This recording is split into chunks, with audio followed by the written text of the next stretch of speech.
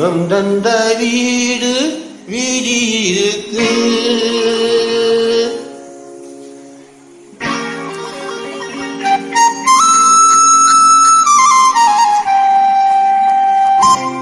தெய்வம் தந்த வீடு வீதி இருக்கு. இந்த ஊர் என்ன சொந்த வீடு